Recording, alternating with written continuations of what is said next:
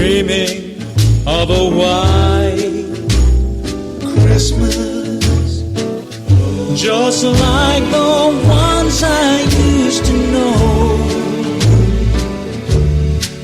where the treetops glisten and children listen to hear sleigh bells in the snow. And I'm dreaming of a white Christmas, with every Christmas card I write. May your days be merry and bright, and may all your Christmases be white. Now I'm dreaming of a white Christmas, just like the ones I used to know. May your days be merry and bright, and may all your Christmases be white.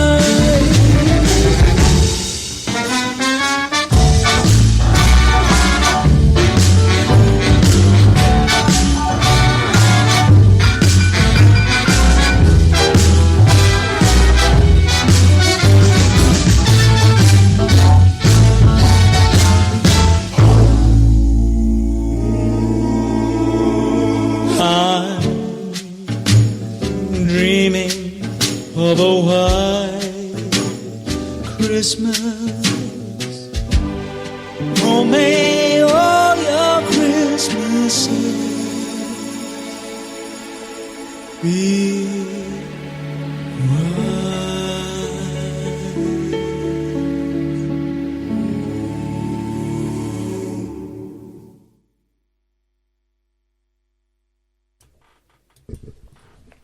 Yes, guys. Welcome back.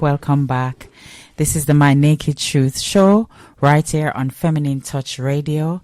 And I'm just going to quickly send a shout out to a few people who are listening in and who have sent a message on the chat online. Guys, don't forget to go online. When you go online, there's a chat below. Just go in there. Let us know that you're listening in. Or, if you want to be part of the conversation, that's fine. Just drop your message or your questions there. So got a message from Diamond all the way from Canada. Thanks for joining in. Christopher from Florida, South Florida. I don't want to leave off the South. And then Cheeto. And she's saying that she's enjoying the Christmas music.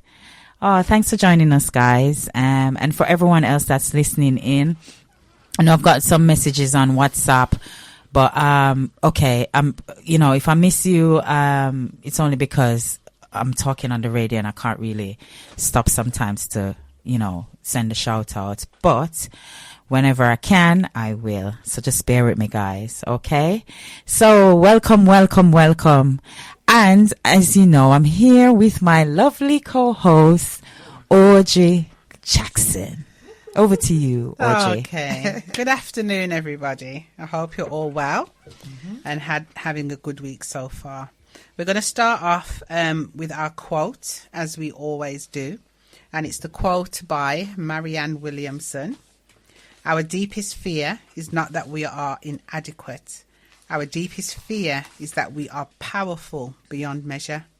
It is our light, not our darkness, that most frightens us. We ask ourselves, who am I to be brilliant, gorgeous, talented, and fabulous? Actually, who are you not to be? You are a child of God. Your playing small doesn't serve the world. And then I'm just going to remind everybody what the My Naked Truth show is all about. So My Naked Truth show captures the stories of us, who the spiritual status quo is no longer enough. My Naked Truth Show makes space for us to ask questions, reflect, resist, and have victory over society's double standards that have deeply impacted us. Through stories and conversations, the My Naked Truth Show is a pathway to community reflection and healing for us who are churched, unchurched, or find ourselves somewhere in between. This show increases thoughts, trials, and triumphs of people, figuring out their faith and truth authentically. In this space, nothing is taboo and shame is unwelcome. Here we speak about the unspoken. My story, your story, is our story. Yes, it is. Yes, guys, so welcome. So this month we're talking about I feel what you don't see. And as I mentioned before, we're here with our lovely guest, Michelle Johnson. And we're just gonna let her introduce herself and then we can start the conversation. Michelle. Hello, good afternoon, listeners. I am back with you on Feminine Touch Radio. Thank you, ladies, for having me once again. Yes. Enjoyed it the first time around. I thought I'd come back for round 2. Okay. But it's good to be here. Yeah. And whoever's listening, hello, good afternoon. Hoping all is well with you guys. Somebody said go Cuzzy. Yeah. Ria? Ria. Yeah. You know Hey, that. Cuz, thanks for listening in and showing support that's as brilliant. always. Yes, No, that's that's really love. good. Feel free to jump on the chat Yes. and join in the conversation too. Yeah, big up Ria, big up Ria. Ria. Yes. Okay. Thanks for listening in. Yep. So, over to you, Audrey. Over to start. me. Oh yes. So yes. Have you forgotten where you are? Yeah, I Audrey? am. I'm just so bedazzled by Michelle. Michelle, I got to ask the question that I Go love asking everybody. I know you've done it before, but now you've got to think of another one. So, Oh, what? what are you living with, Okay. and what is your if only they knew? For those who were listening to the show that maybe didn't listen the last time I was on, I'll just reiterate that and nicely because it's the topic that we're going to be talking about today. Yeah. What I am living with is arthritis. And if only they knew how debilitating it can be, how isolating sometimes it can be.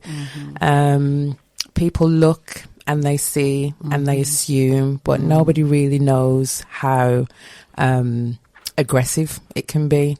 So, and we will talk a bit more about that later. We will, because the topic today is really interesting. I feel what you don't see. Yeah. I can't wait to unpack that. Yeah. It's gonna, Yeah. it's gonna be good. Yeah. Over to you, Jan. Yeah. So guys, okay, just wanna I know that people message me on WhatsApp. I'm not sure if they're listening in, but I just wanna send a shout out in case. So I wanna say a shout out to Aria. And I think it's Beverly and Craig. There's okay, I think that's it. Yeah, so thanks for joining in, guys, and listening in. I'd love for you guys to go onto the chat. Go on to www.femininetouchradio.com. And just scroll to the bottom. Let us know that you're listening in. You know, if you want to join in the conversations, just drop your questions and join us. And I just want to send a shout out to our silent listeners. You know, thanks for joining in. And I hope you enjoy the show today. So as we say, the topic is, I feel what you don't see. Wow. So you know that we're talking about those invisible disabilities that we have, and we're just gonna go into it because sometimes people don't understand it, and you know you don't understand it until you're in it or it's happening to you. So hopefully, you know, we can, you know, enlighten and educate today, and you know people can understand when it comes to the people having invisible disabilities. They can understand more and have more, what should I say, empathy towards others. So Did you have a question, Audrey, that you want to start off with, or you want us to just start? No, I think... And then... Yeah, I've got questions. I've got good She's questions. always got questions. I've got good questions. But no, just, I think, Michelle, just tell us about what you want to talk about. Yeah, just start with telling us your Yeah, story. tell us a little bit about... Okay. Well, arthritis, as we know, I mean, I think we all know someone that suffers with arthritis. It's one of those invisible conditions that you can't always see. I mean, there are telltale signs, there are symptoms. Sometimes there's raised joints that you can see. Yeah. For example, I'll start with where I've got arthritis within my body. I have arthritis in my hands, in my hips, in my knees, and also in my feet. When did you first learn that you had it? I think I was about 21. Wow. Yeah. So it's been a long journey. And I think because there's different types of arthritis. Yeah. There's osteo and there's rheumatoid. And the first one that I knew that I had was around 21 was the osteoarthritis. And that's the one that's most common because it's sort of like wear and tear, damage to the joints. And I was an athlete. I used to do gymnastics and athletics. So I was very active and bashed myself around a bit. And as a young person, you don't feel that you're doing that because you're nimble, you bounce back. But as you get older, those impacted joints start to let you know what you've done to those joints. And which is why when I see people cracking their knuckles, or my son had a habit of grabbing his chin and his head and cricking his neck. And I would say, don't do things like that because when you traumatize the joint, you're more likely to be affected by arthritis when you get a bit older. So as the years went on, it's a progressive condition. So it progressively gets worse and worse and worse. So it kind of really hit maybe my early 40s. Yeah, my early 40s, I would say. Late 30s to early 40s is when it really hit. Got severe. Yeah. And I remember when I didn't know that I always had it in my feet, but when I found out that I had it in my feet, I remember going to see my GP and complaining about the pain in my feet. The pain was like being just stabbed constantly with a knife in my foot. That's the best way that I can explain it. Just like a sharp, constant stabbing pain. And because I worked for social services in the looked after children's department, our children, wherever they were moved to in the UK, that's where we had to go and see them for their statutory visit. Yeah, because when it's like young offenders or when they move into another borough, their case gets transferred into whatever locality they're in. But when it comes to looked after children, they stay within the home local authority. And that's mainly because of their records. And when you transfer cases, things get lost. And when it comes to identity, we have to be quite precious with that information. So they stay within the local authority. So wherever they get moved to, even if it's Scotland, you are going to do your 6 weekly statutory visits wherever they are. So there was a lot of driving involved, and my feet started to really tell me that there's something going on. So went to the GP, told him there was a problem in my feet. I'm asking, have I got gout? Have I got bunions? Because I'd noticed that the nodules were raising on my foot.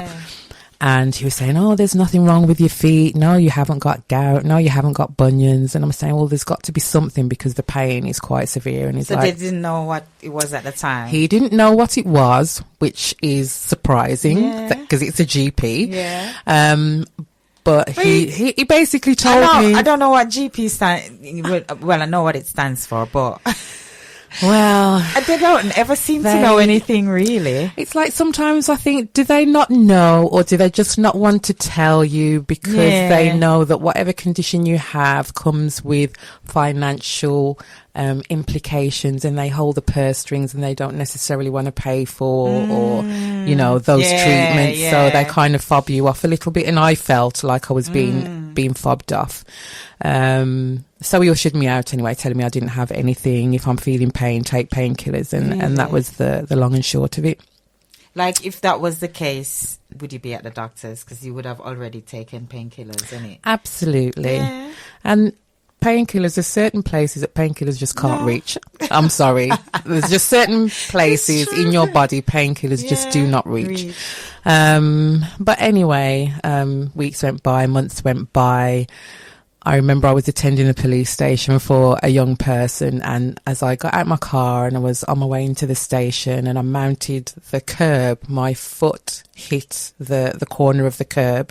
This is something else that arthritis does. It was affecting my knee, and I didn't realise, so my leg didn't go as high as I wanted it or needed it to go. So my foot clipped the curb and I went over, and I thought I'd broke my foot, broke my toe, because the pain was so severe. I was convinced that I broke it. Anyway, went in, did what I had to do.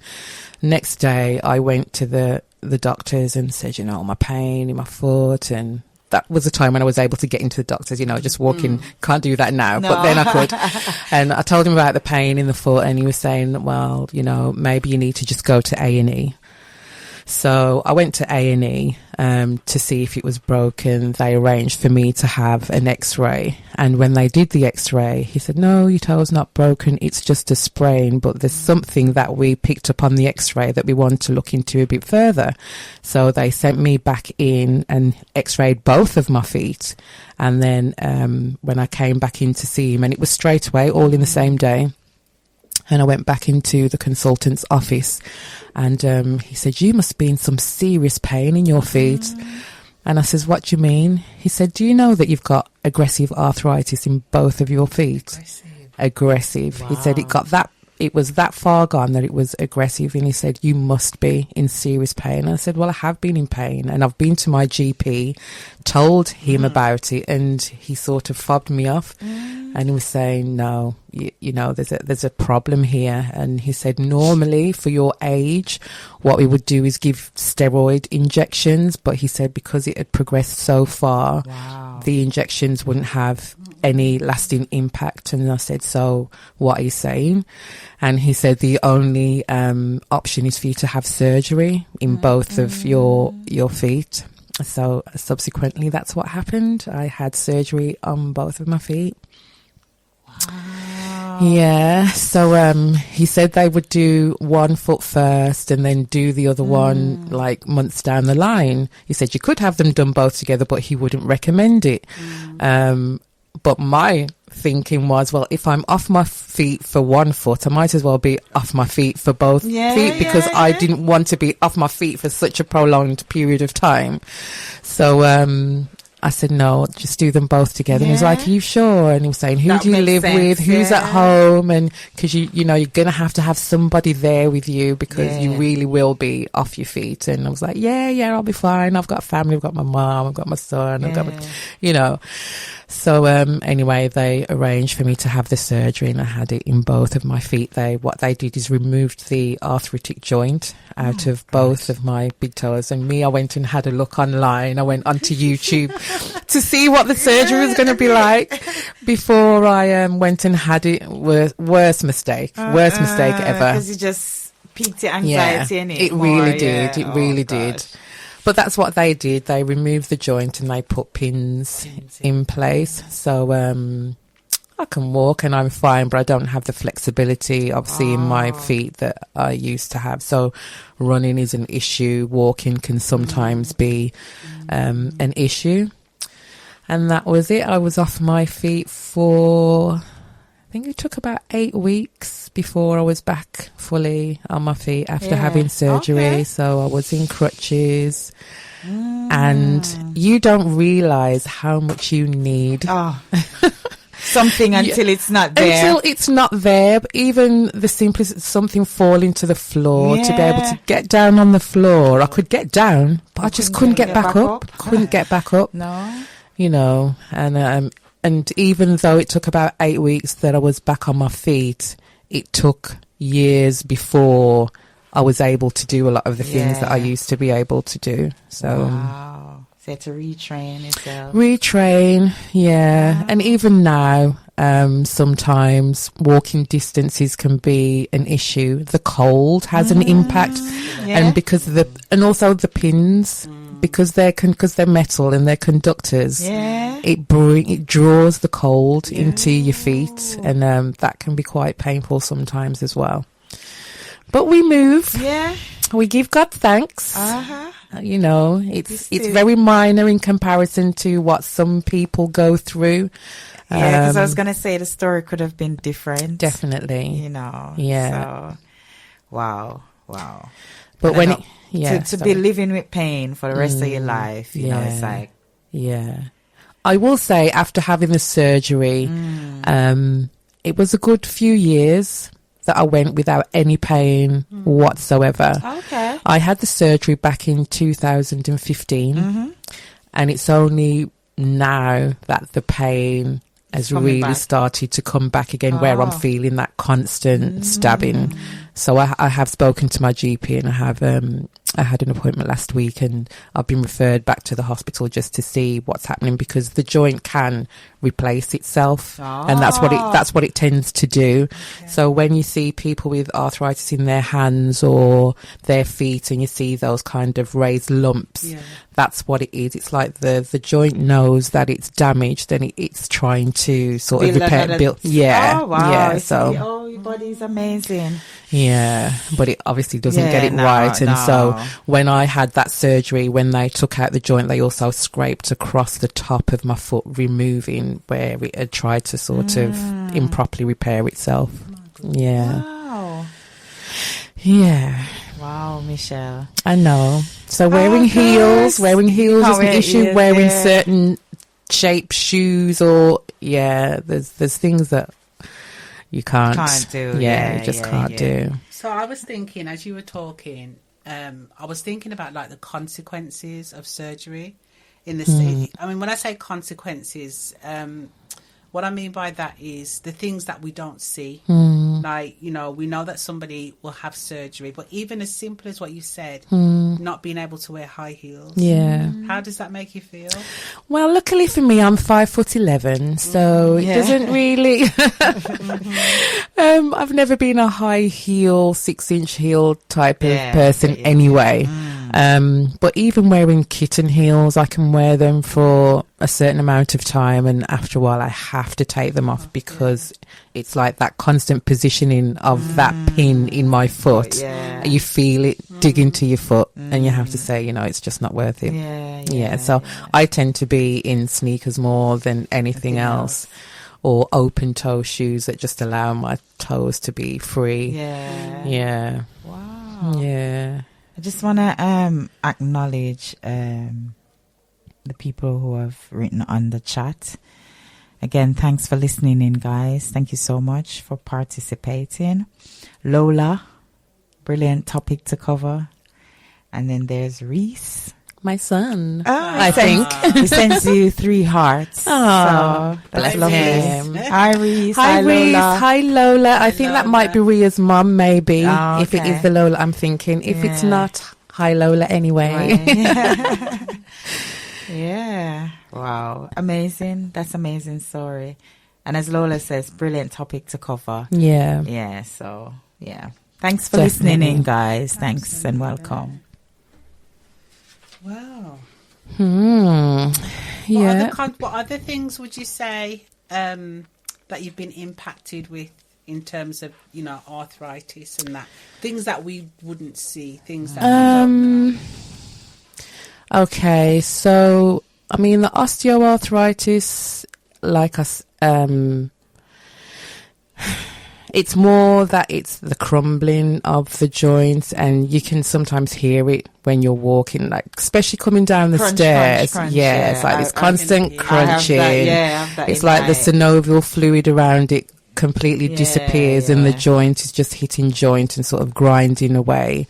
Whereas rheumatoid arthritis is more, it's more like an autoimmune disorder, and it hits differently. And It's funny It- that it took a- when you talk about, because I hear you talk about the rheumatoid, yeah? yeah, And that's something that I remember going to school in high school, and there was a girl in my class that had it. yeah. But at the time, you don't really think about these things, innit? Yeah, because people associate it with old age, yeah. and it really isn't. Yeah. And she did suffer, you know, it was something that she was going through. But Yeah. again, these are not things that we talk about, Yeah. or, you know, when you're young, you don't really realize Yeah. what the person is going through. Yeah, But now I'm sitting here and it brought me back to that moment, you Yeah. know, to that moment. And it's Yeah. like, wow. yeah, And that was a young age. yeah, Yeah. yeah. Wow. And I know younger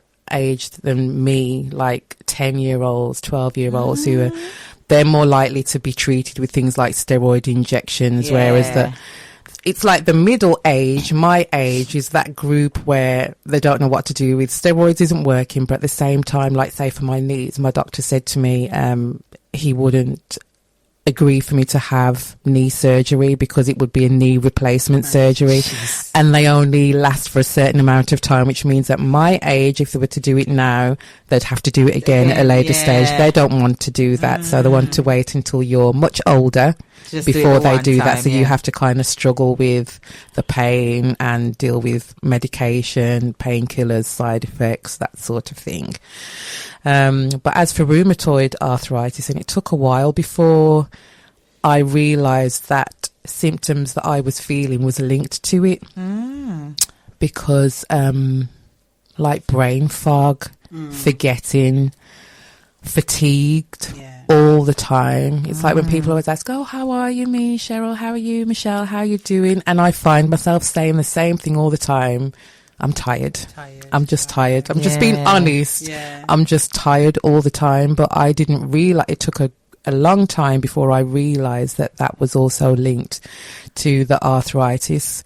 I've always been an active person, and like when I go out, I go hard. Yeah. When I'm on the dance floor, I don't sit down.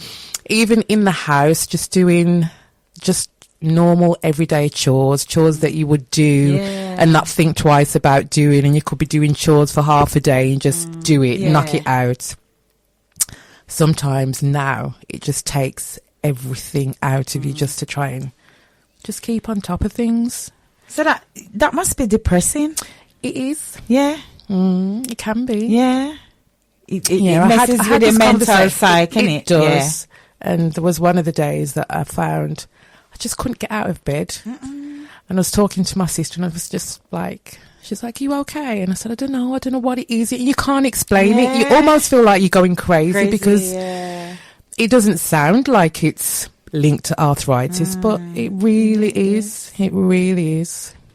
Yeah. Because as you're talking now, and I'm thinking, depression comes into that, because you would, if you were somebody that's, you know, you mentioned you're an athlete, so you're quite active. Yeah. And It's like a whole change of lifestyle, and it's almost like you're losing the person that you used to be. Yeah. Yeah. Oh my God, you just touched on my question. Wow. I might as well ask Should we it give- now. Go on, Oh, ask it. Should we give you a break? You can carry on. I don't mind, honestly. Sure, yeah. Ignore Yeah. my face. My face is always emotional. Before you go into the question, I just want to send a shout out to Jara. Jara is listening in, and she said, hello, ladies. You are all amazing. Hi, Jara. Hi, Jara. And Audrey from Jamaica. Guys, that's my mom, as usual. Okay. Hi, I'm listening in. Welcome, guys. Thank you so much. If you're just tuning in, you're tuned in right now to the My Naked Truth show right here on Feminine Touch Radio. And this month we're talking about I Feel What You Don't See. And our guest today is Michelle Johnson. And, you know, we're just having conversation around her having arthritis. So yeah, so far it's like wow. Wow. Over to you, Audrey. You wanna take a break? Yeah, play a song. And then We take a break, guys, song, because it's yeah. Just give her a few minutes and then we come back. All right.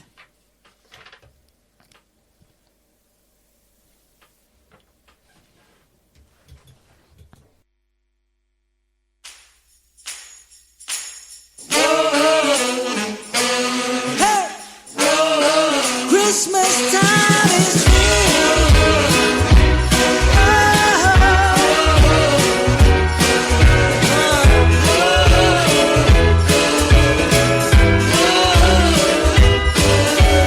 Mama, I'm running around like a kid again. It's that time of year again. Oh, and life turns into a crazy house. And we got the whole family, and everybody's dancing by the tree. Yeah, we're dancing around the Christmas tree. Won't you stay a while? 'Cause Christmas time's for family.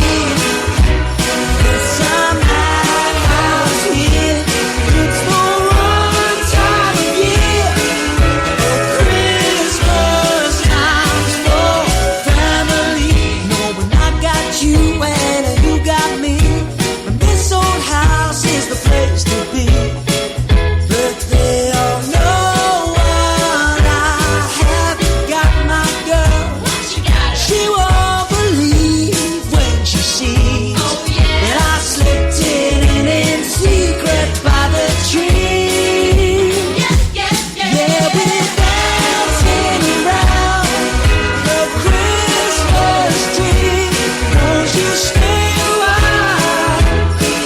'Cause Christmas time's for family. There's some house here. It's for one time a year. Christmas time's for family. And I just want your love. Family, I just want your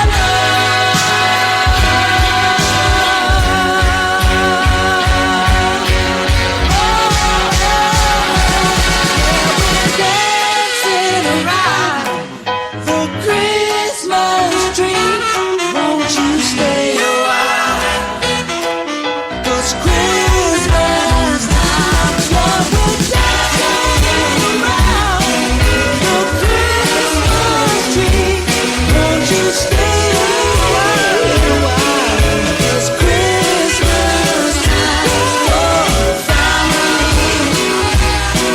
Some house here for one time a year.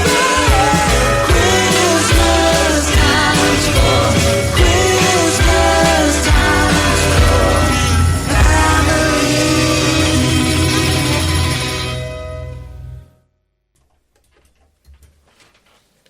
Yes, welcome back, guys. Welcome back. If you're just tuning in, you're tuned in right now to the My Naked Truth show right here on Feminine Touch Radio.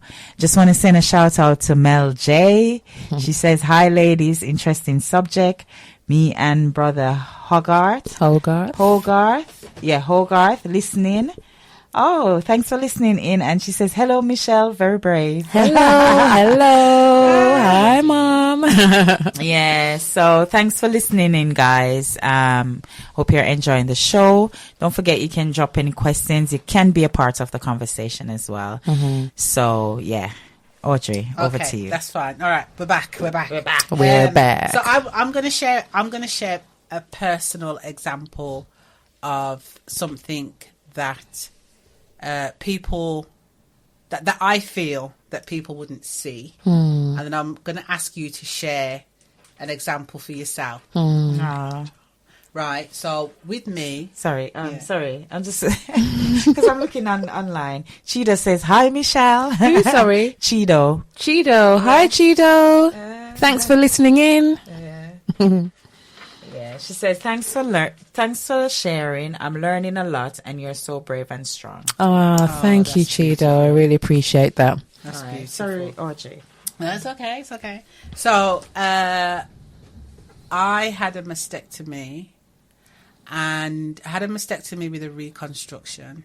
And one of the things that happened, come on, Audrey, get your words together.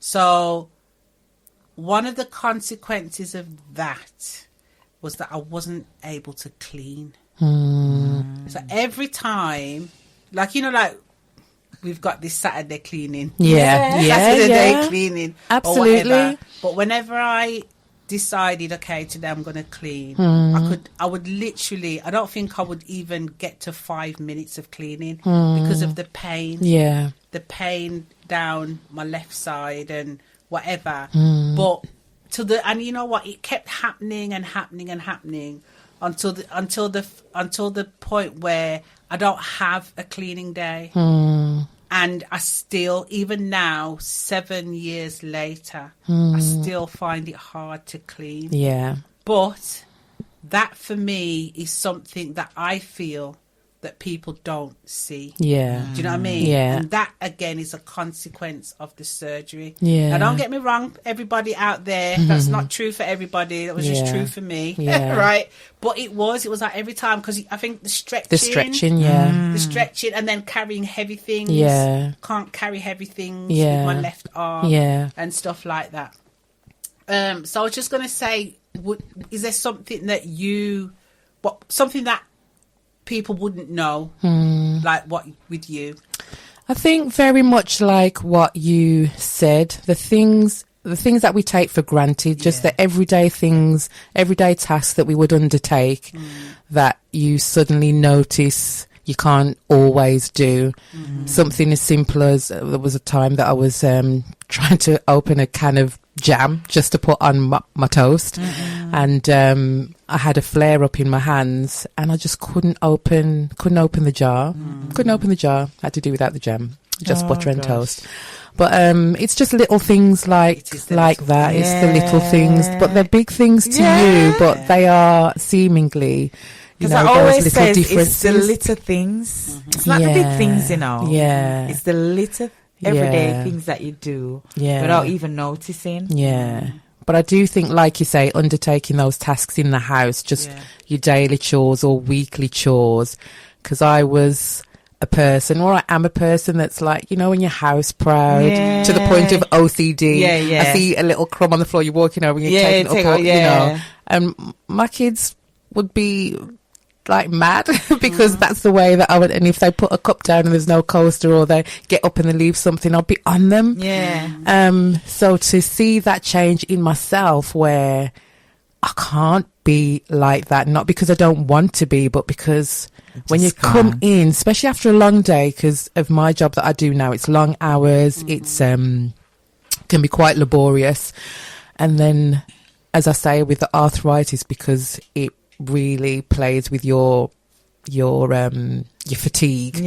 By the time you get home, you just don't have the energy, and you see the things that need to be done and have to be done, but your energy just can't meet. It's just not there, and you just think, oh my god, like what is happening? It's like you don't have the energy to meet the demands. Of what needs to be done. I get that. Because I think for me, when I found out that I was HIV positive and I started on my medication and everything,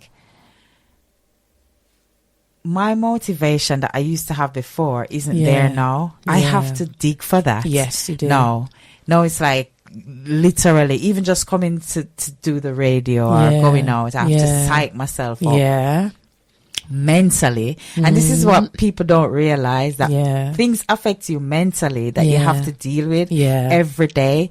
And it's not that you when people say, oh, just get over it, or you in control or whatever, but sometimes it's just finding that motivation, and you can't find it.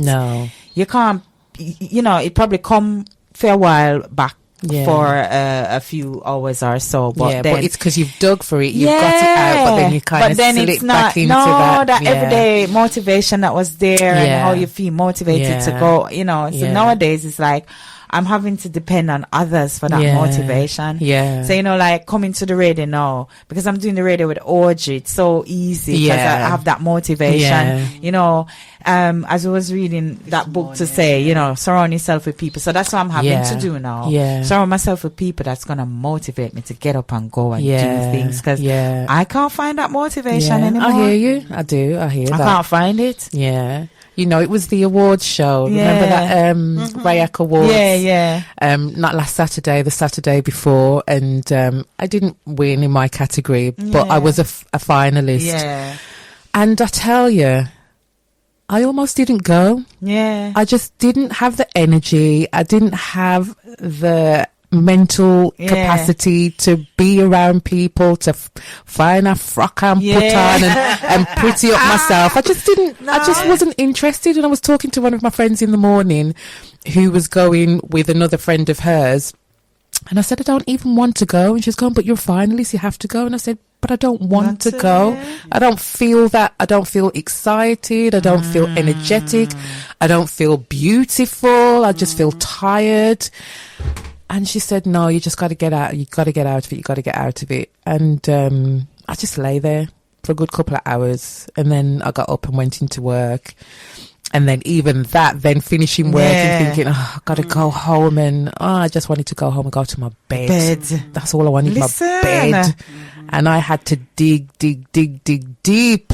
And put on the red frock and put on the heels and put on little lipstick and, make myself look like somebody. And went to the awards show and sat with my friends and really enjoyed the night and celebrated them.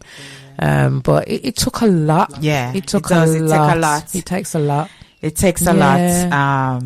Even to just be going to work. Yeah. Oh, gosh, even like, I know most of my work I do is like online. And that's why I started going to college. Yeah. That's one of the reasons why I started going to college as well, because it's like I needed to have that motivate. That's something that's going to get me out. And I know that will get me out and going because, it's college. You know, you got to go.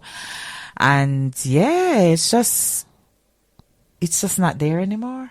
Yeah. I'm an artist. Yeah. And I used to do my regular painting and stuff like that. Yeah. And I sat the other day and I was thinking, what's going on? Yeah. Because, you have that talk with yourself. Yeah. And I'm like, what's going on, Jan?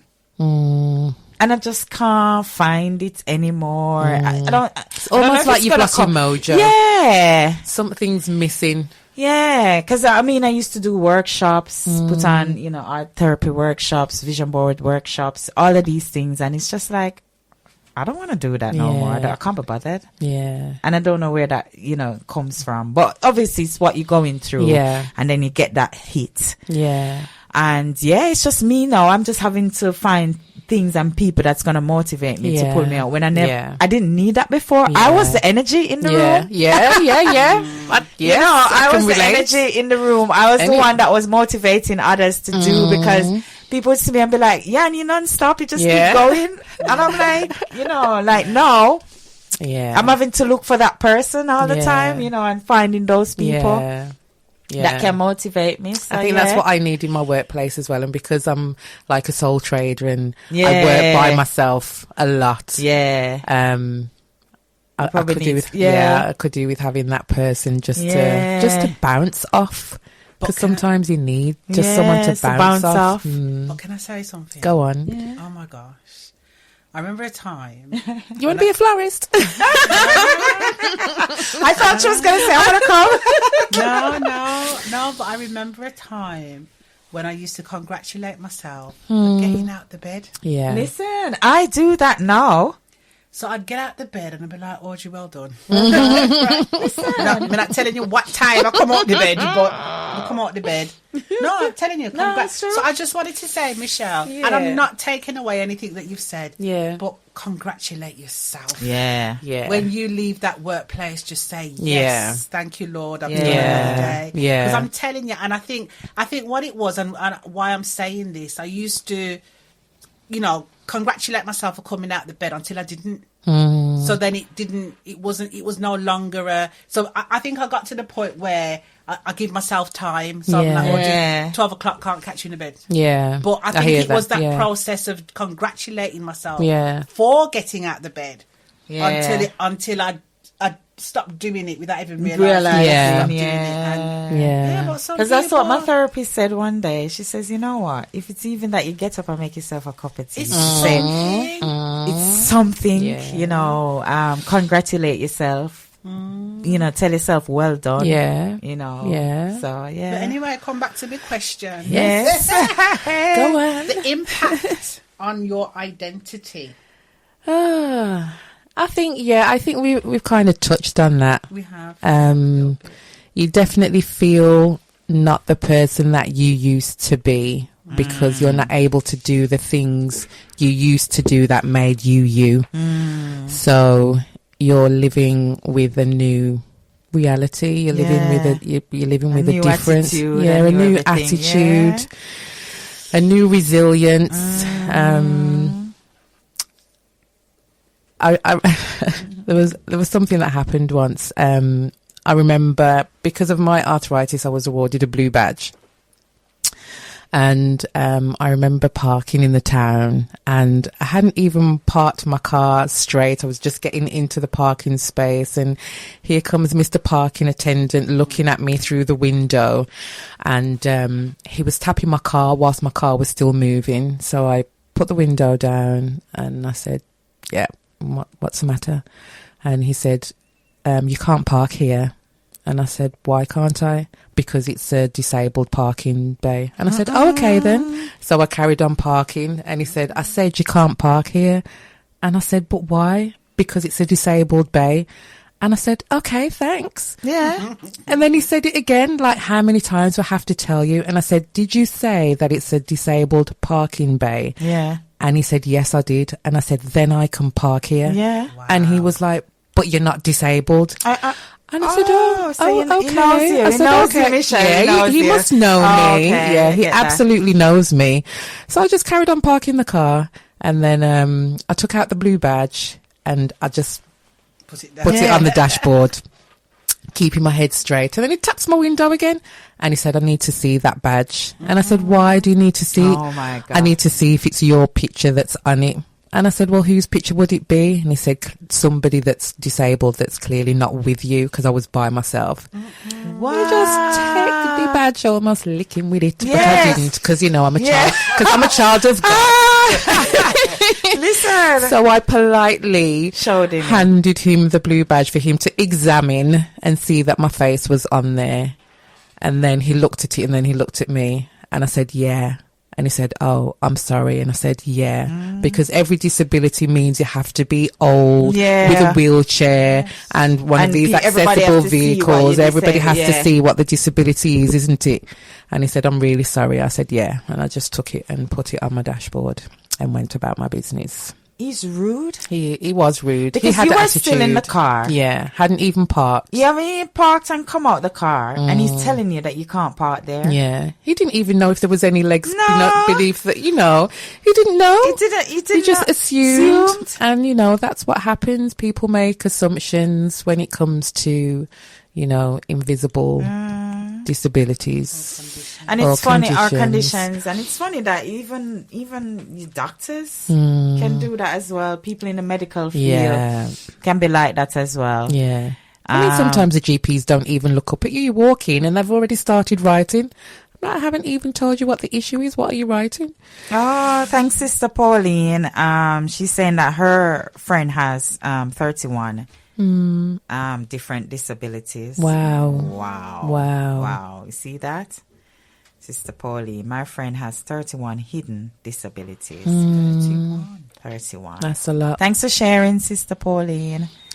But I bet it doesn't stop her, and you know, it doesn't stop us. We just have to find a way of living around whatever we're living with. And that's it, yeah. Whatever you're living with, you have to find a way to deal with it. Yeah. And whether it be good or bad. Yeah. It's just, you know.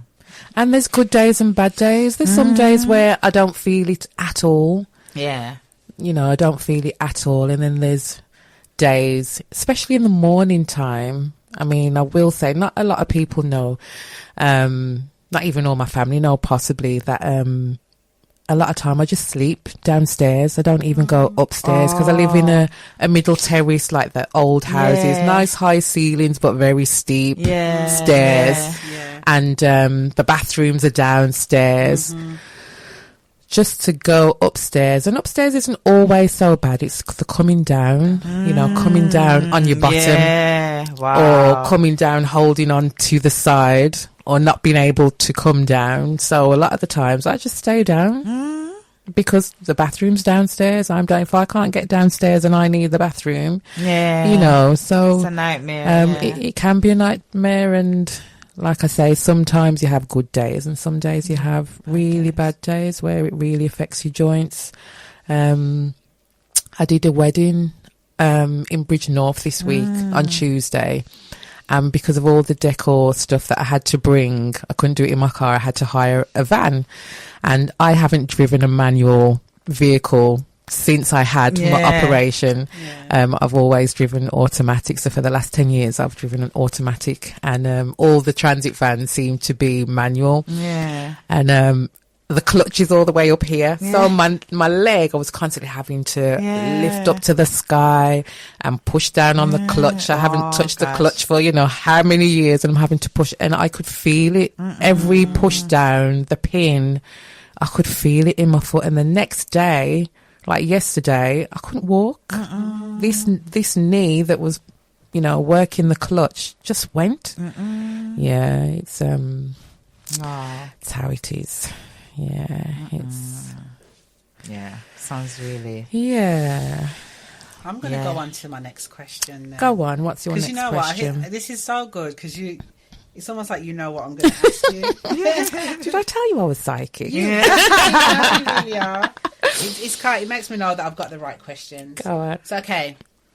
Right. And we're talking about arthritis. Okay. Would you say... Oh, it's a question. So would you say that it has been an interruption or a diversion?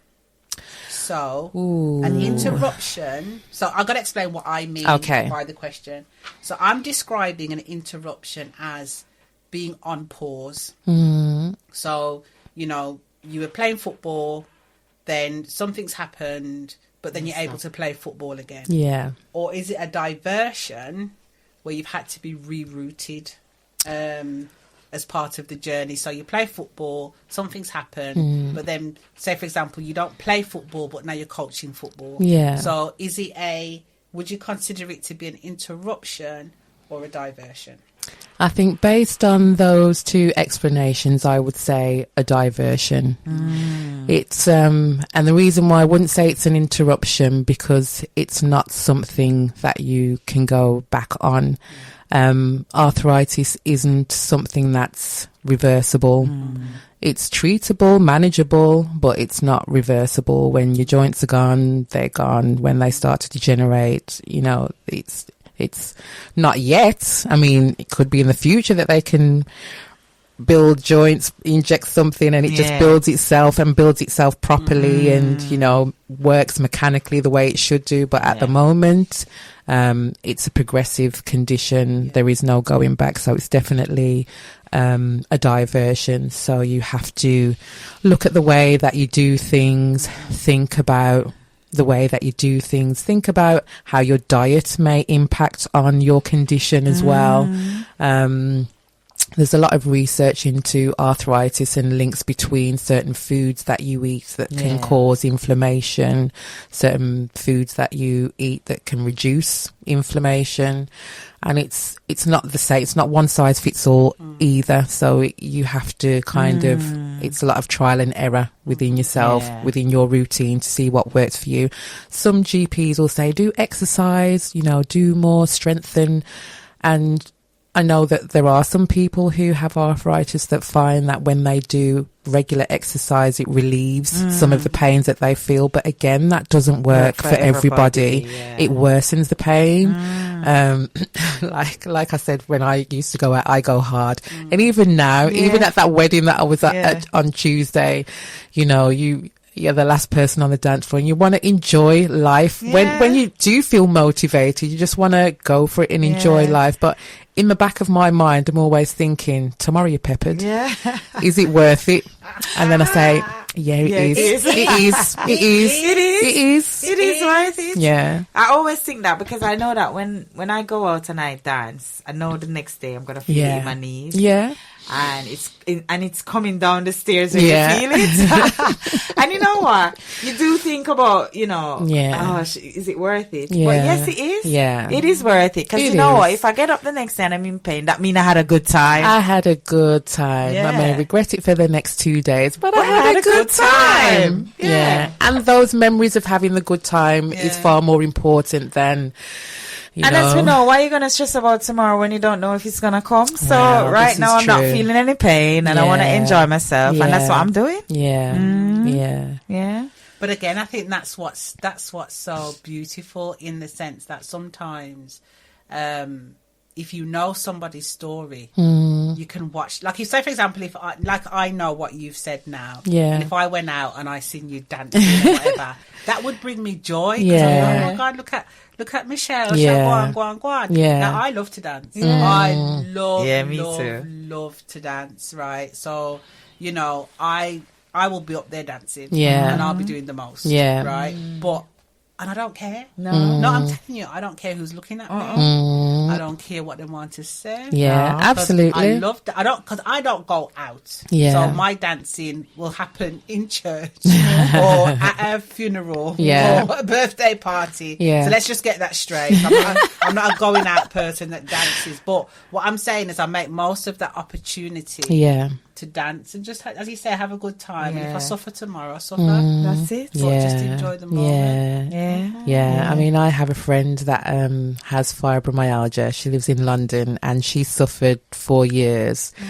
And I always see she's a person, I mean, she won't even mind me saying, she's always making TikTok videos and she's always dancing and she's always here, there and everywhere. And I know that people look at her and probably think, there's nothing wrong with her. No, because people like to do that. There's nothing wrong with her. Every time I see her, she's jigging up herself and she's here and she's there.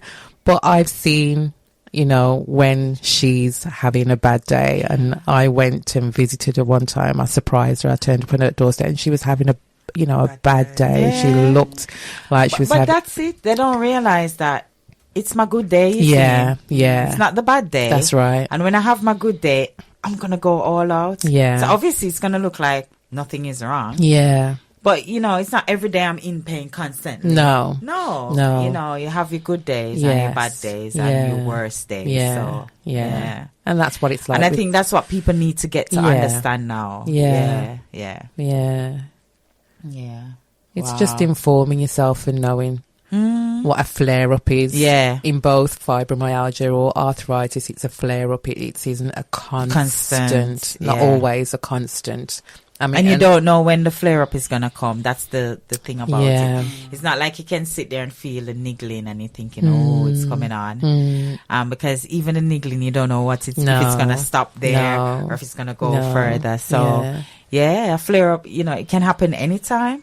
But you can be ready to, start your day tomorrow and you have a flare-up and you can't do anything. Yeah. And I think that's what's so depressing about it as well. Because it just comes on you. Yeah. So, But how do you manage that then? How do you when you have the flare-up? How do you manage your flare-ups? I want to say sit down and relax and just... But that isn't always the case because there's been times at work when I've had a flare-up and I can't stop because of the demands of the job. So you're just struggling with the pain. Yeah. And then, I'll probably have my son or my daughter or my sister say, have you eaten? Have you stopped? And I'm like, no, I just have... Because if I sit, if I stop, I'm not getting back up. So I just have to kind of push... push through it. Yeah. Michelle, I've got a question because I'm really intrigued. Really? Yeah. Audrey, do you have a question? Yeah, I'm sorry. Okay. Just call me Audrey the question.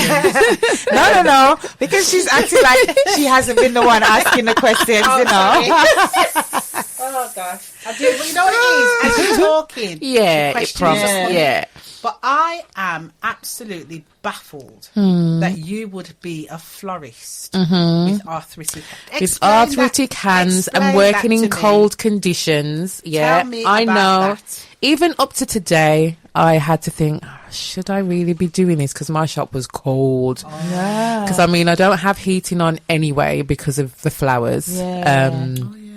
So, but then when it's mild conditions, you don't always feel it. But when it's cold, yeah. yeah, my son was kind enough to buy me this sort of gilet, this padded gilet, and it's got like a radiator inside and a battery pack.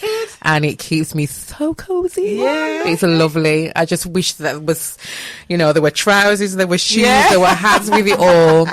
So yeah, your hands are the one. And it sometimes is a struggle, that your hands just won't do what you want them to do. And doing floristry, sometimes it can be quite intricate, the designs that you do. And it's hard, but I just fight, Keep going. just keep going. But I do sometimes think, how much longer can I do this for? Yeah. I think I just need to get myself to a place where I have a nice little team and I can just sort of Yeah, step that's back it, yeah. and delegate and let them do. So that's what I'm working towards, because I wouldn't want to just rubbish it all together, because No. I love what I do. Yeah.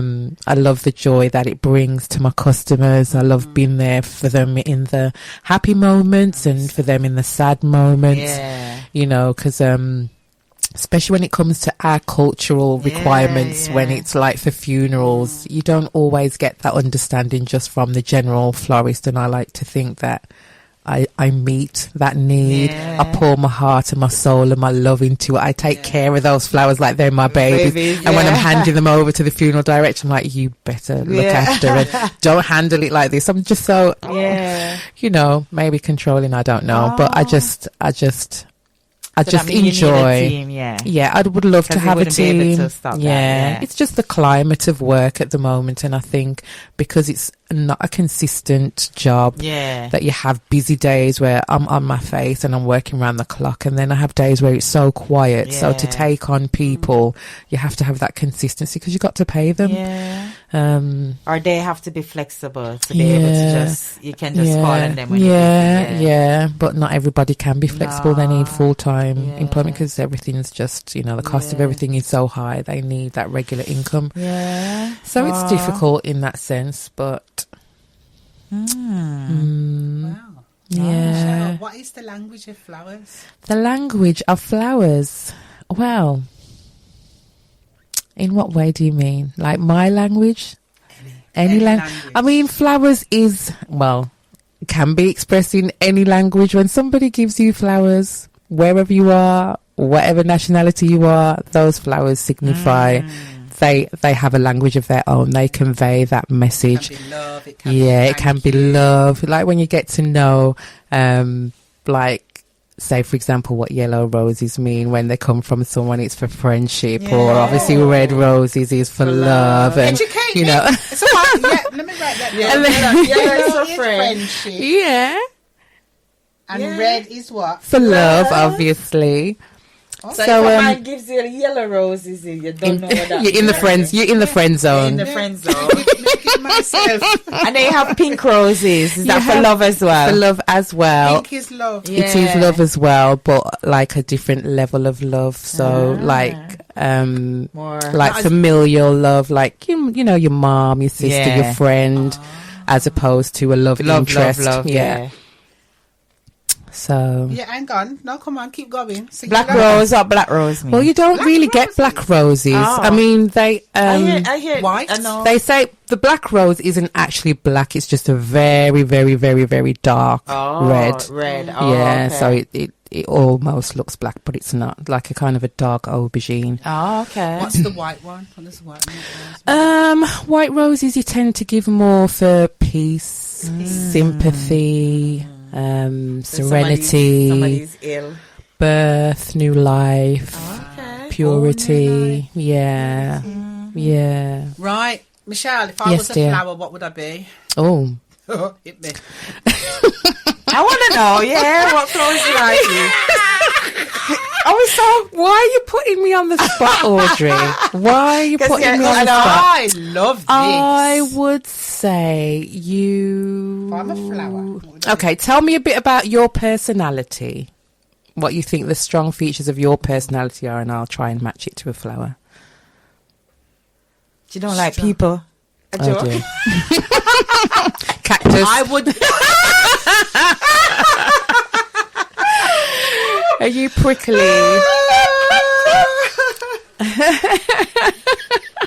You're a cactus. No, I was just kidding. No, I know.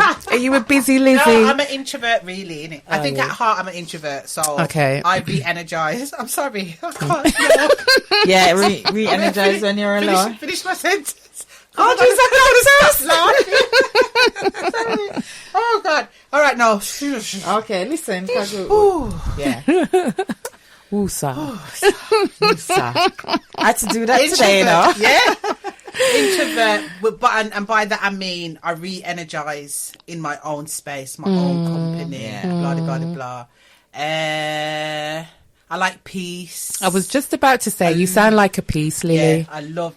Oh, a peace lily. Wow.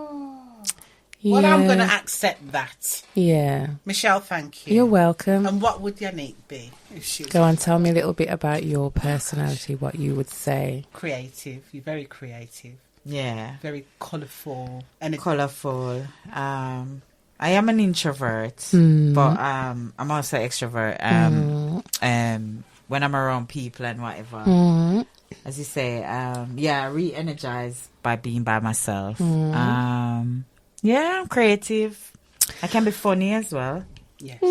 I'd say you're probably an amaryllis. An amaryllis.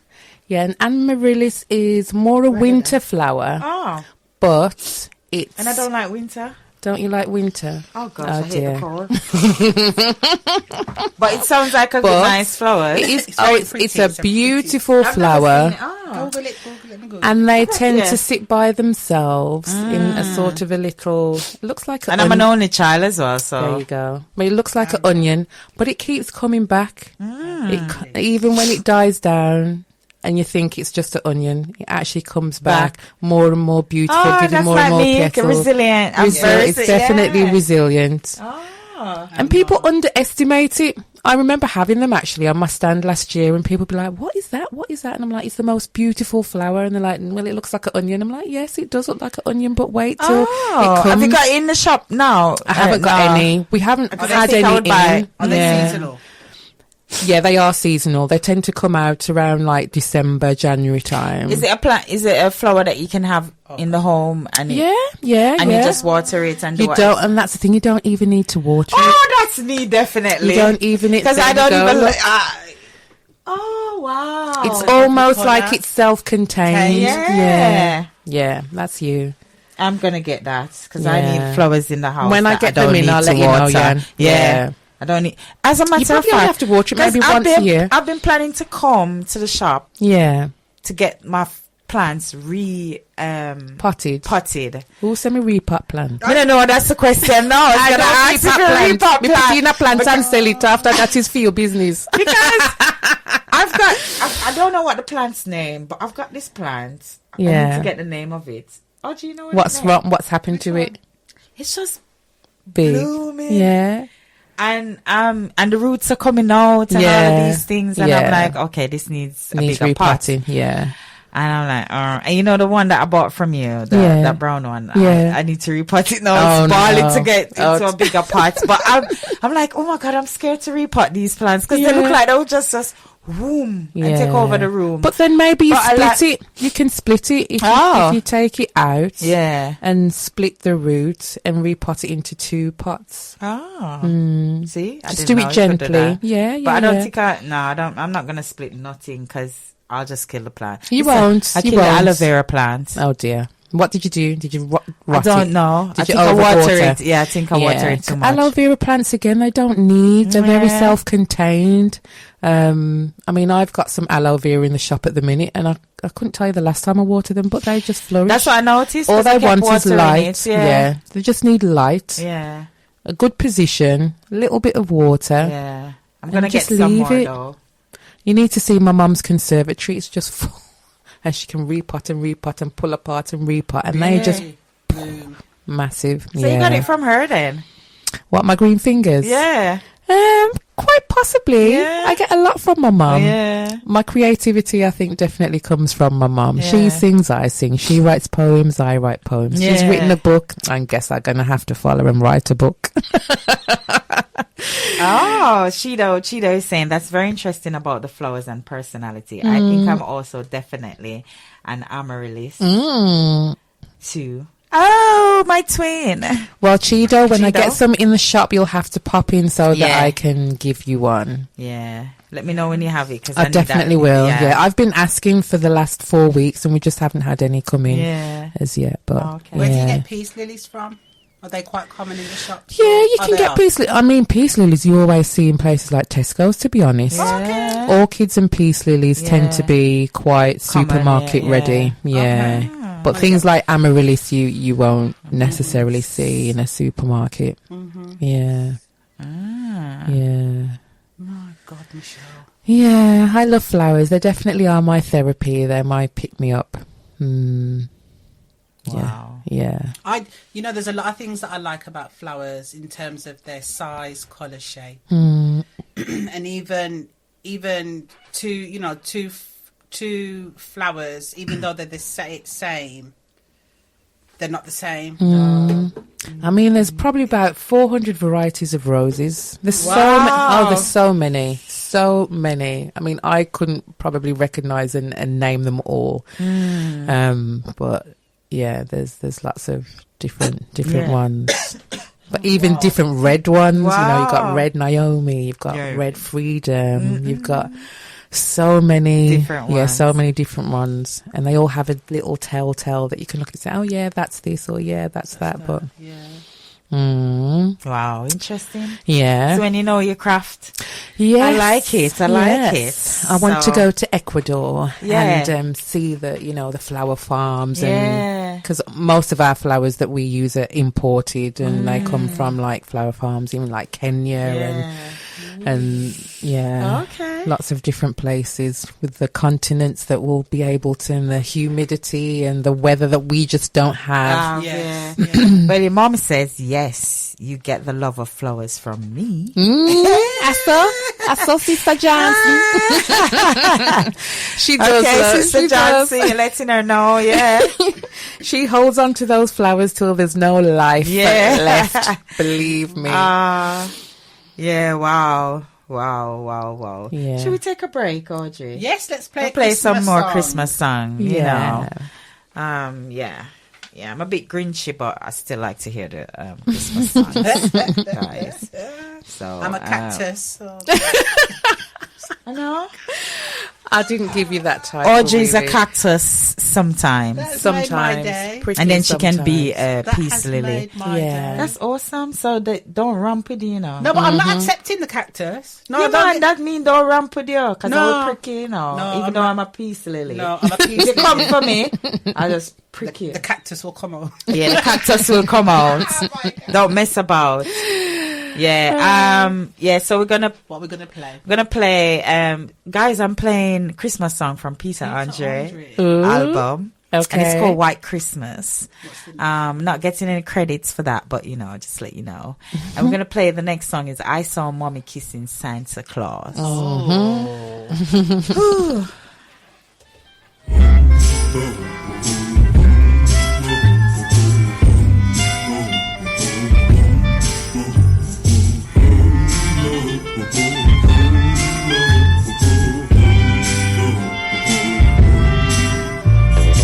I saw mommy kissing Santa Claus underneath the mistletoe last night.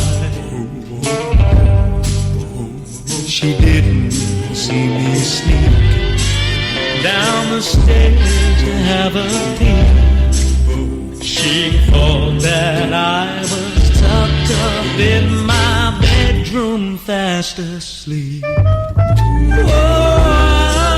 I saw mommy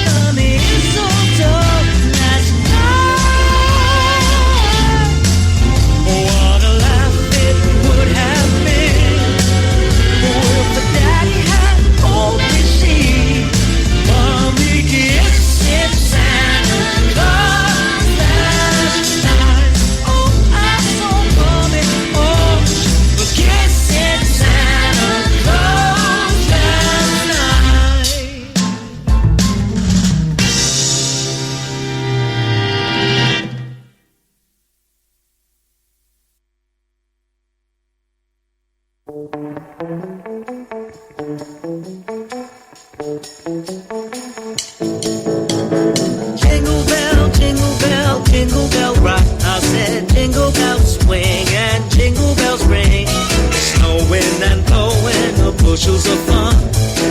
Now the jingle hop has begun. I said, jingle bell rock. I said, jingle bells chime in jingle bell time. Dancing and prancing, jingle bell square, in the frosty air. What a bright time, it's the right time to rock the night away. Jingle bell time is a swell time to go gliding in a one-horse sleigh.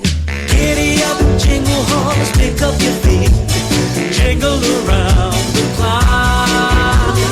Mix and a mingle and jiggling feet, that's the jingle bell rock.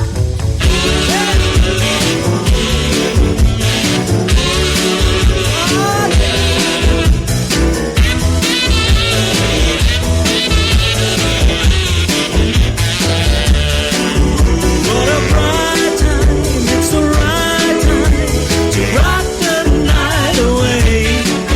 Jingle bell time is a swell time to riding on a one-horse sleigh. Jingle bell, jingle bell, jingle bell rock. I said jingle bell swing and jingle bell ring. Snowing and blowing the bushels of fun. Now the jingle rock has begun. Say jingle bell, jingle bell, jingle bell, jingle bell, in the frosty air. What a bright time, it's a right time to rock this night away. Jingle bell time is a swell time to go riding in a one-horse sleigh. To go riding in a one-horse sleigh. I said jingle.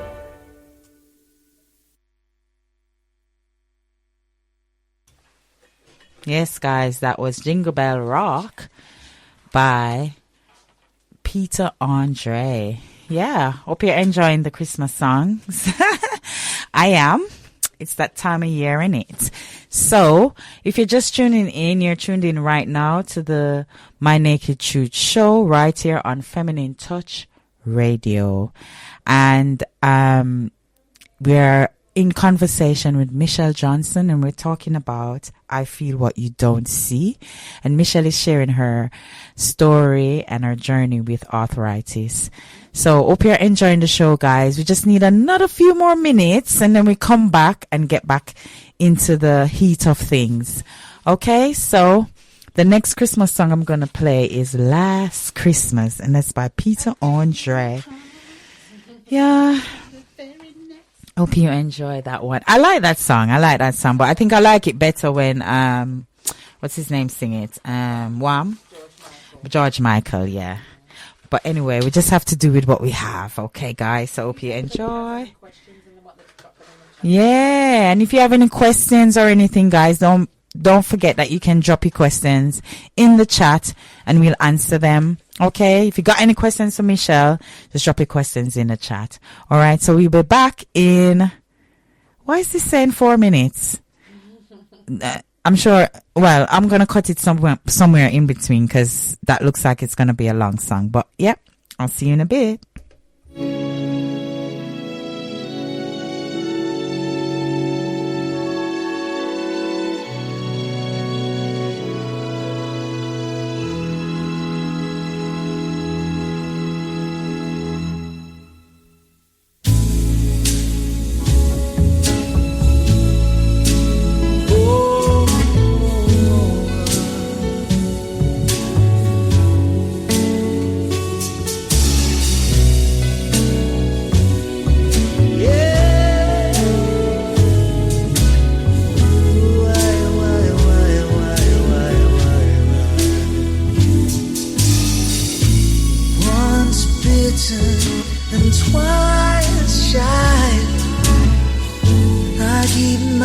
distance, but you still catch my eye. Tell me, baby, do you recognize me? It's been a year, it doesn't surprise me. But last Christmas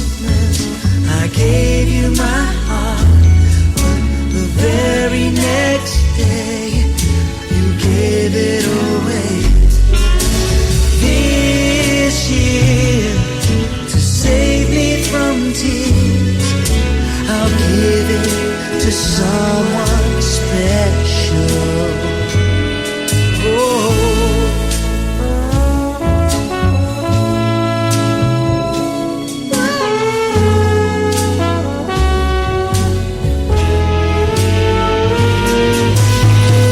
A crowded room, friends with tired eyes. I'm hiding from you and your soul of ice. My God, I thought just someone to rely on. Me, I guess, the shoulder to cry on. 'Cause last Christmas I gave you my heart, but the next damn day you gave it away. And this year, to save me from tears, I give it to someone special.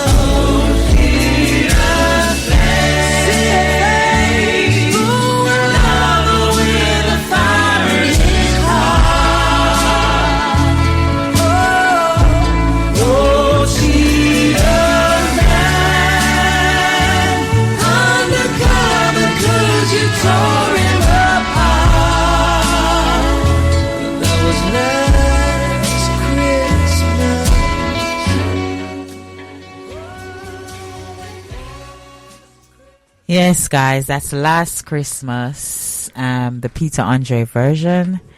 It's a bit long, so I'm going to have to stop it a bit. Sorry.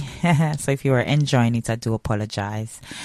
So, yeah, welcome back. Welcome back. And this is the My Naked Truth show right here on Feminine Touch Radio. And I'm here with my lovely co-host as well, Audrey Jackson. And our guest today is Michelle Johnson. And we're talking about I Feel What You Don't See. And Michelle is sharing her story and her journey with arthritis. Guys, if you're just joining in, you've missed most of the show. But if you have any questions or anything, to ask Michelle or say, just drop it in the chat. Hi, Cornita. Cornita is saying hi, ladies. So thanks for joining in. Hi, Cornita. Thanks for joining. Thanks for joining. Cornita. Yeah, so put your questions in, guys. We're just going to continue with the show, really, because I think, we've done loads on the conversation. If you're just joining in, I'm so sorry. Just going to have to listen to the recorded show. Very interesting, very good topic.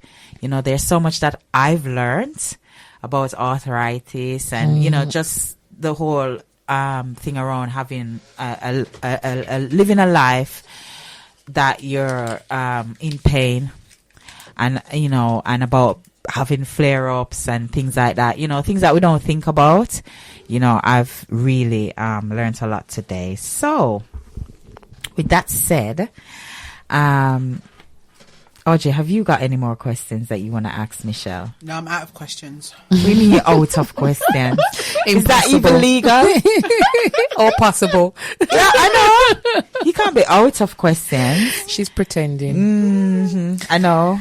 Are you just tired of asking questions today? No. No, I just don't have any. Okay, so with that said, well, I'm going to ask a question because, we normally finish off the show with, some fun things, I think. I think it's fun. So I'm going to ask you, Michelle. Mm-hmm. Okay. So before we go into that part of it, I'm going to ask you this question. Who inspires you? Who? Too many to mention. Too many to mention. I think there are a lot of individuals who I know personally who are in my life that inspire me. There's a lot of individuals that I don't know that I see and I observe who also inspire me.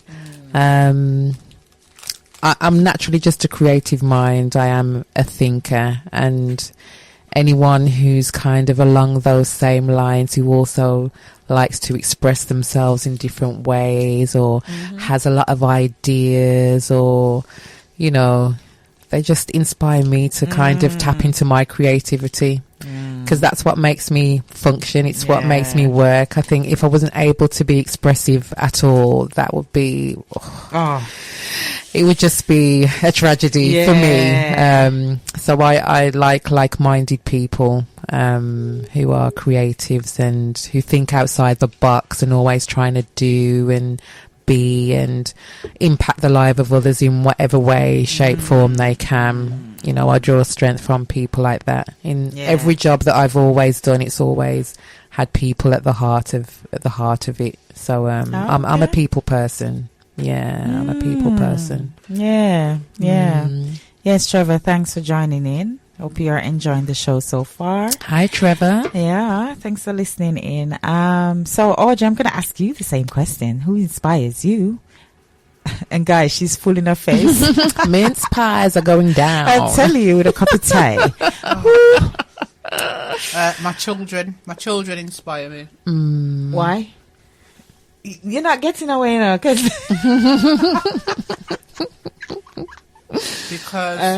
they are everything that I am not. Okay. They are resilient. They love life. They love each other. They just show me a different way to live. They're my greatest teachers.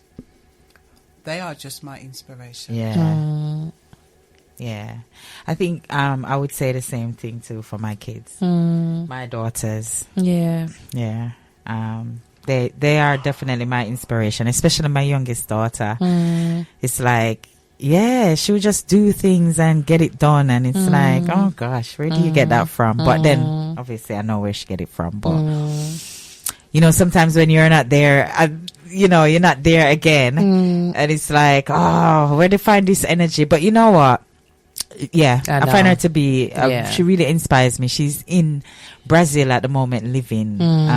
She just took off and gone. She's gonna try it for a year, and she's coming back next year. So fair play. Very inspiring. Very inspiring. So what movie or film or no, let's start with the movie or film or book that you're reading at the moment, or have you watched lately?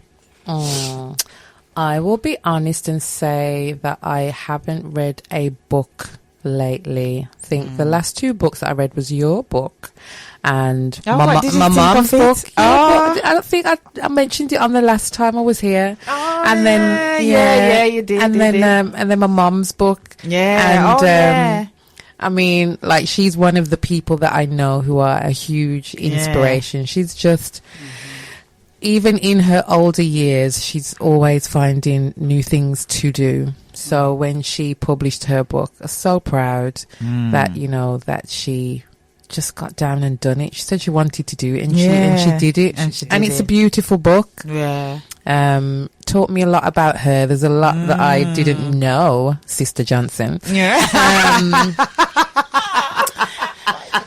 That's always the case, isn't it? A lot I didn't know. And that I know now.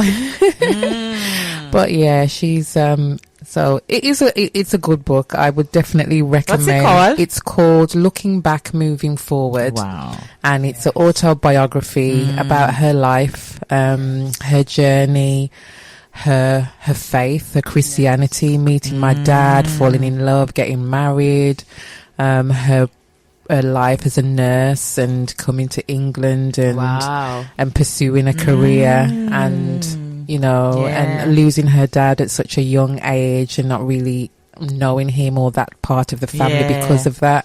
He was 31 or 32 when he had a brain aneurysm, and she was it was just before her second birthday, so she never really knew him.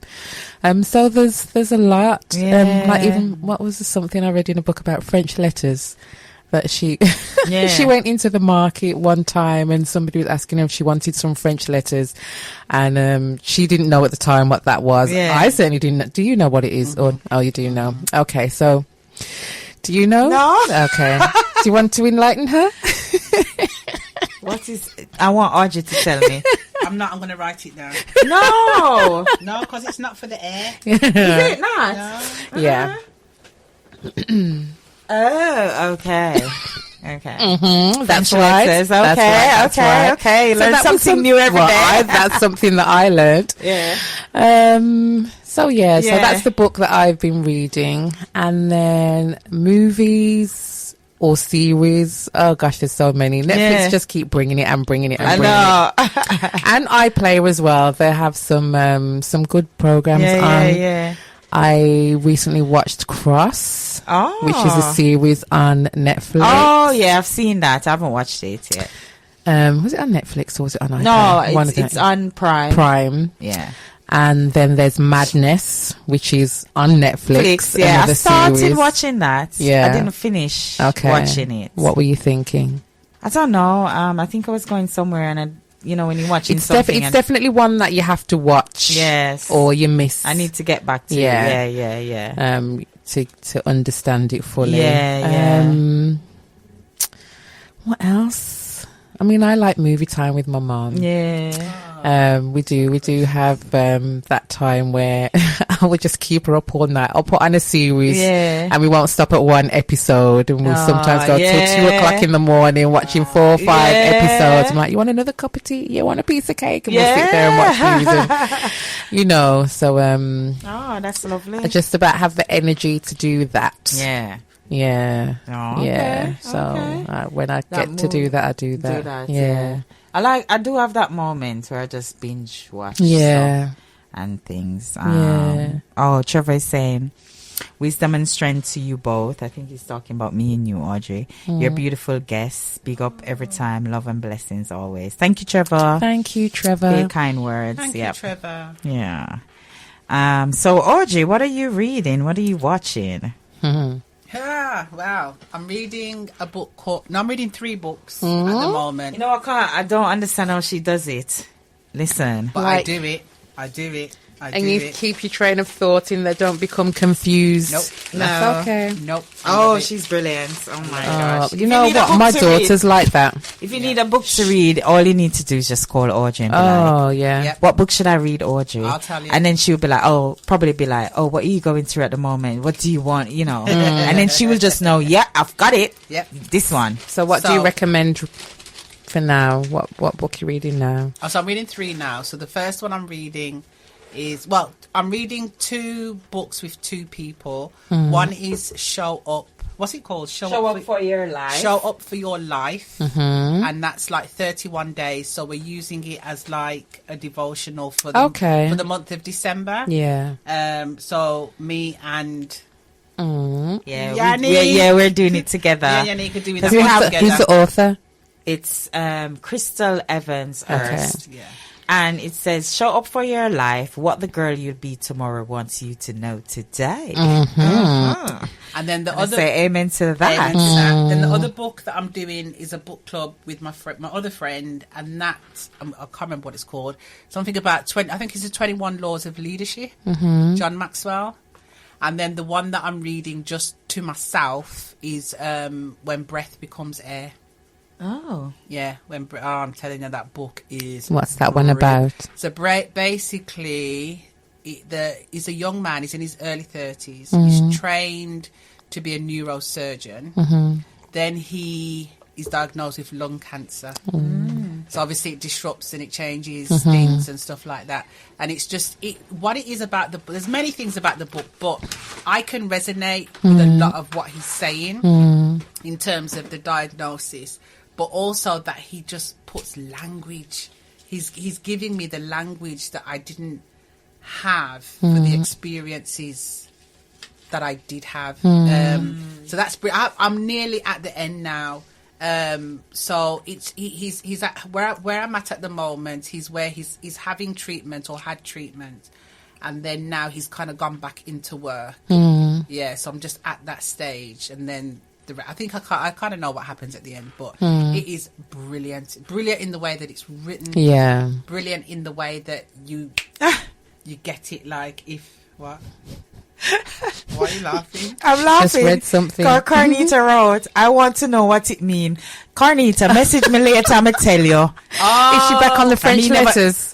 Yeah, French The French letters. letters. Oh, and Marcia says, hi, hey. Hi, Marcia. Hi, Marcia. She wants to know, I'm happy to share that one with you, Cornita, so just message me later and I'll tell you what it means. Lord of mercy. Anyway, so that one's a brilliant. It's nothing bad, not too bad, Cornita. Don't worry. But the suspense is good when you don't know, You innit? don't know. It's true. So Yeah, that's no. So it's, and I think because it's just a brilliant book, brilliant. And you know what? I've had it. My friend recommended it to me. Yeah. I bought it, and then she came. I think she came to my house probably a week ago, not quite 2 weeks ago, and she was like, "Oh, have you read it?" And I went, "No," and I said, "You know what? I'm going to start." My Yeah. God, it's been hard to put that book down. I could have Really? literally read that book in a whole day, but I said I'm Yeah. not doing that. Because I pace myself when I'm reading, and I've got myself into a habit of reading a chapter a day. Yeah. Just read a chapter a day, and you'll get through that book before you know it. You've got through the book. So I have good, healthy reading habits. So that's the 3 books that I'm reading at the moment. And then what I'm watching on Netflix is Mr. Monk. Not heard. I've not seen that Mr. Monk. one. Mr. Monk. So when I clicked on it, I thought it was just like a 1 season, 6 episodes or whatever. Turns out that it's 8 seasons. Oh, wow. But what I love about it, because I love investigative. Yeah. I love investigations like CSI and Yeah. I love all them things. So this is kind of like that. But Mr. Monk is hilarious. Okay. And I'm You watch it too? I've I'm never just- I heard used of to it. watch it. It's not new.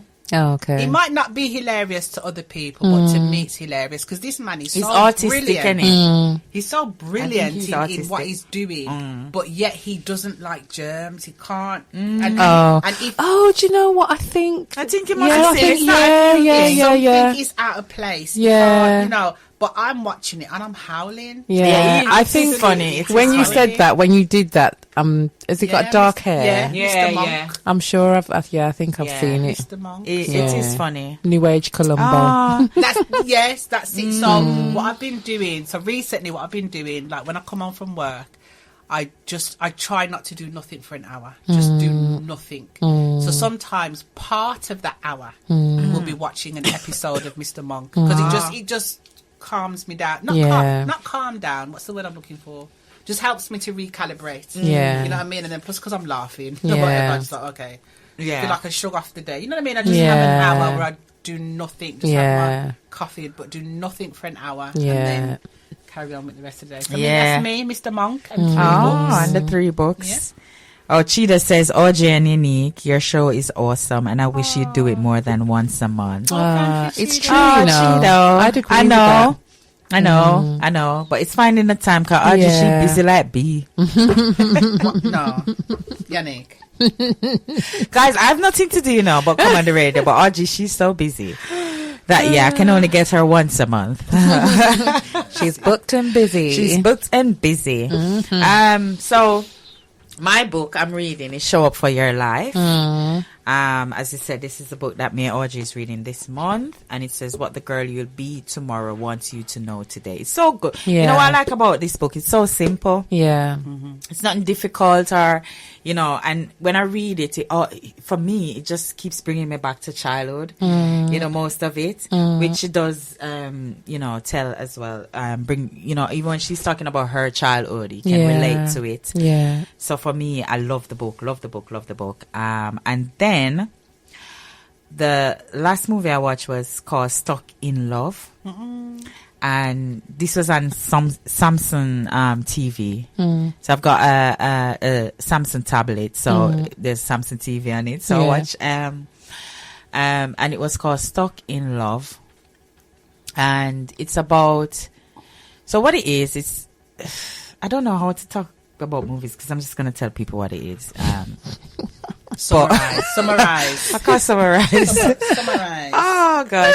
But it's what it is. It's just about this couple. They've got children and everything. So, but they are they're separated, and the man, you know, every Thanksgiving he still sets a table for the wife because he has this thing that she's coming back, even though she's moved on and got married and whatever. But then halfway through the show, you realize why he does it, because earlier on in their marriage, he did leave the marriage for 6 months, and the wife waited on him, and he did come back, and I think she said something. One thing I want you to promise me: if we ever be in this situation, wait that for me. you know, you'll also wait for me. Oh dear. So yeah, but it was really good because then, you know, it has the children's life story around it as well, and all other things that are happening.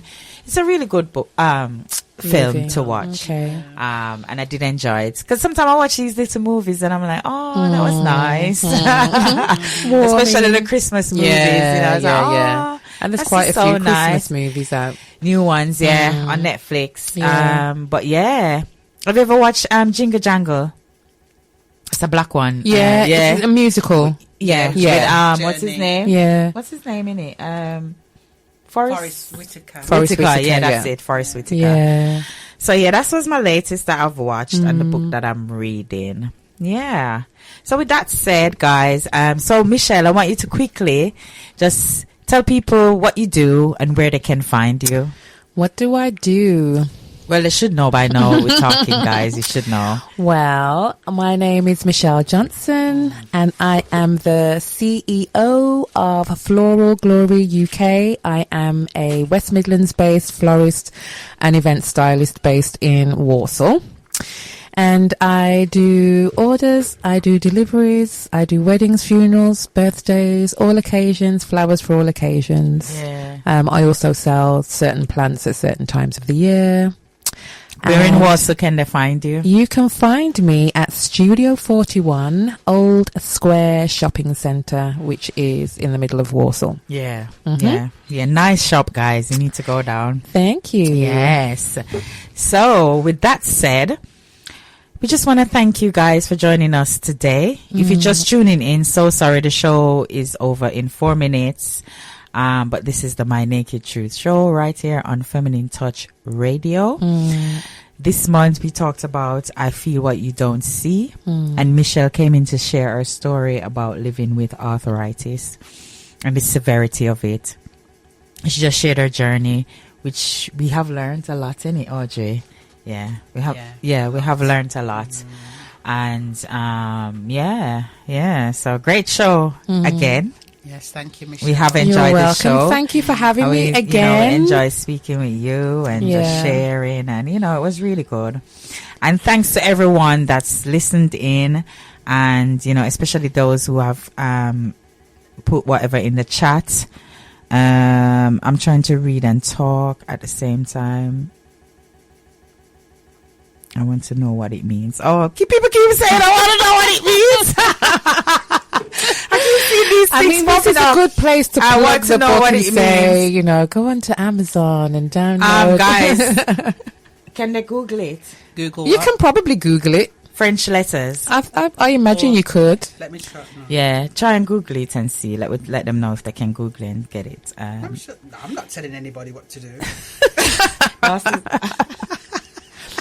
To be honest, I just think it's a strange question to walk up to a child in the marketplace and ask. I mean, this was I think this was the first time she'd gone on a journey by herself. You Googled it, yeah. Okay, so you can Google what it is. A French letter. Okay. But for someone to approach you and say, "Do you want to buy some French letters as a child?" Yeah. Yeah, That's a bit much, isn't it? Yeah. Yeah. So, guys, you can Google it. Guys, do not put me in a problem. It's nothing severe. It's not. It isn't. Yeah. So, you can do that. So that's fine. That's fine. All right, then, guys. So we're gonna go, and I'm gonna leave you with that Christmas song. Sorry, it's Peter Andre. I'm not saying anything is wrong with him, but he's done a Christmas album, and that's the one we have today to play.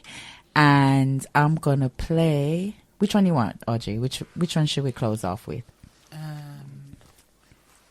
The most wonderful time of the year, innit? Yeah, something Number 8. upbeat. Mm. Most wonderful time of the year. Okay. And you know what? Let it be that, everybody. Yeah. Let it be, whatever that The means most, to you. yeah. Let it be the most wonderful time Of of the year. Christmas is not always, a happy time for people. For Yeah. some people. Yeah. But even in that, make the best of what you can. Yeah. And with And that, God bless you all. And Yeah. Happy New Year when Have- it comes. yeah, so Merry Christmas, have a happy holiday, and Happy New Year when it comes.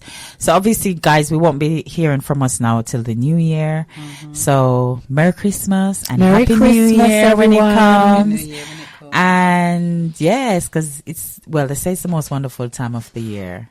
I'm just going to agree because I don't want to kill the mood. Okay. All right. All right, guys, we see you. And if you don't know, we're on the radio every month, last Thursday of the month from 4 to 6 p.m. in conversation with whoever will join us. Okay. So this is the My Naked Truth show and we are out. Bye. Number 8.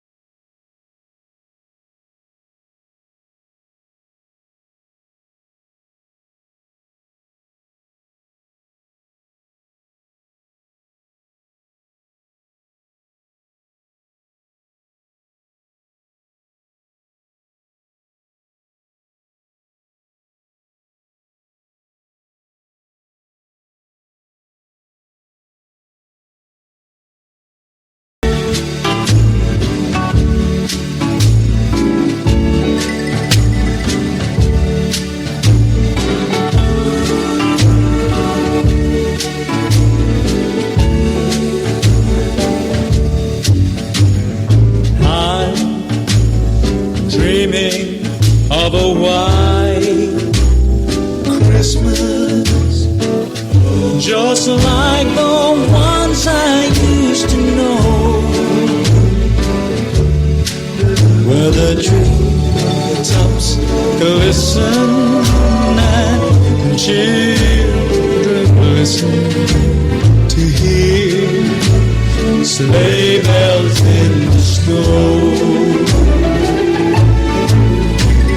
And I'm dreaming of a white Christmas, with every Christmas card I write.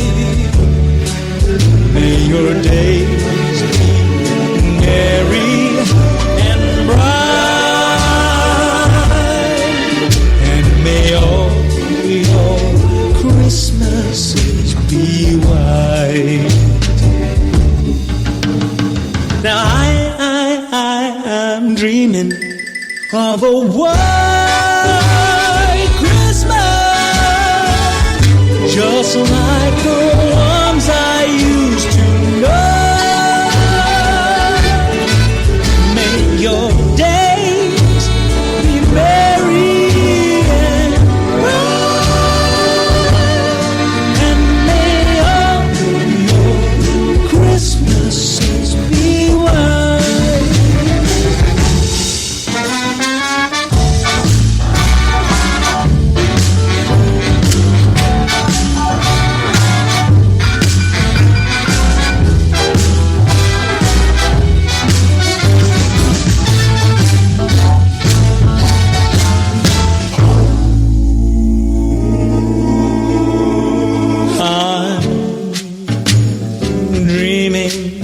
Of a white Christmas.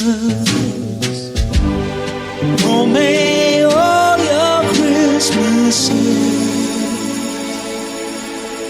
be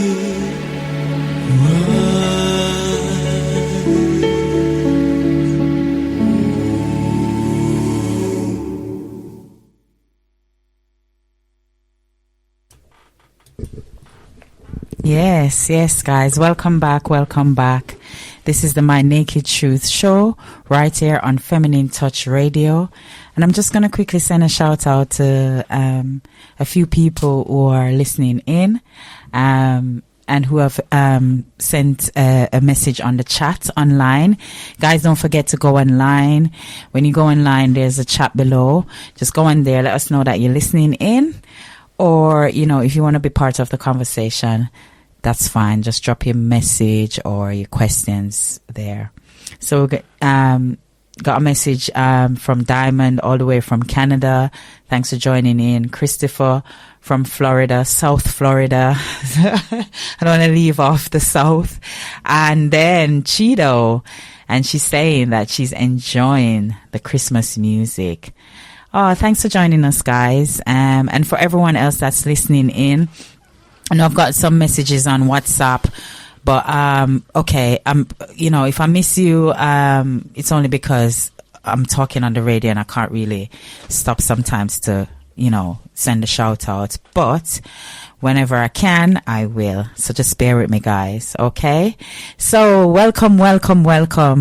And as you know, I'm here with my lovely co-host, Audrey Jackson. Over to you, Audrey. Okay. Good afternoon, everybody. I hope you're all well and having a good week so far. We're going to start off with our quote, as we always do. And it's the quote by Marianne Williamson. Our deepest fear is not that we are inadequate. Our deepest fear is that we are powerful beyond measure. It is our light, not our darkness, that most frightens us.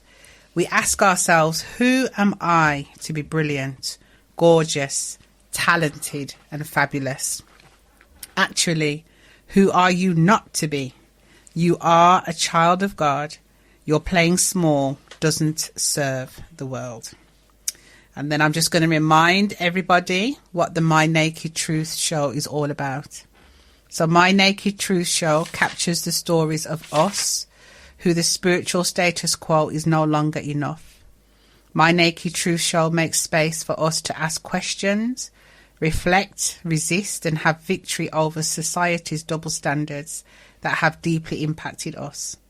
Through stories and conversations, the My Naked Truth show is a pathway to community reflection and healing for us who are churched, unchurched, or find ourselves somewhere in between. This show increases thoughts, trials and triumphs of people, figuring out their faith and truth authentically. In this space, nothing is taboo and shame is unwelcome. Here we speak about the unspoken. My story, your story, is our story. Yes, it is. Yes, guys.